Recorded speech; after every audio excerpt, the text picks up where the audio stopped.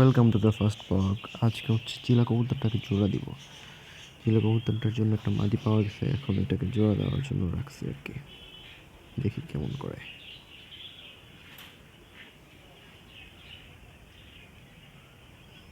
এই কথা বলো না কেন?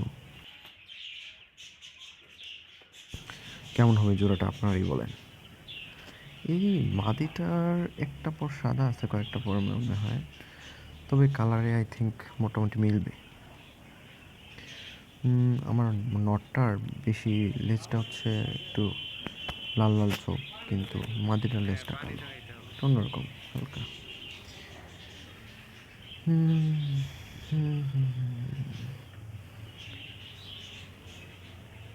দূর থেকে কিন্তু ভালোই দেখায়, একদম একরকম দেখায়, ভালোই লাগে আসলে।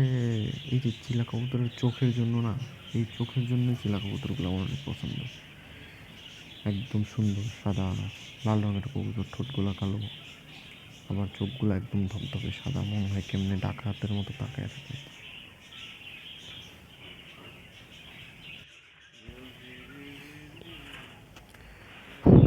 দেখেন কি আছে, একটু ঘুরায় দেখাচ্ছি। আপাতত বেশি কিছু নাই এখানে। এদের বাচ্চাগুলো সাইডে রাখা হয়েছে পাশের খাঁচায়। একটা বাচ্চা একটু ড্যামেজ হয়ে গেছে, পরে সাইডে রেখে দিয়েছি আর কি একটু। আর এগুলো জোড়া ভাঙার জন্য আলাদা রাখা হয়েছে।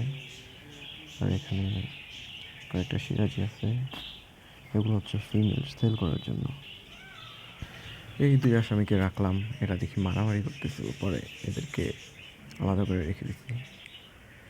দেখি জোড়া মেলাবো ইনশাল্লাহ। তো বন্ধুরা, সবাই আমার ভিডিওটা লাইক করে দিবেন, চ্যানেলটা সাবস্ক্রাইব করবেন যদি ভিডিও ভালো লাগে। আর হচ্ছে দোয়া চাই সবার কাছে। আসসালামু আলাইকুম।